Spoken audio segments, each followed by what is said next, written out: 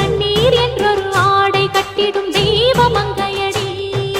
தையம் தீயம் தக்கு தீயம் தக்கு தையம் தீயம் தக்கு தீயம் தக்கு தையம் தீயம் தக்கு தீயம் தக்கு தையம் தீயம் தக்கு தீயம் தக்கு தை பொங்கலும்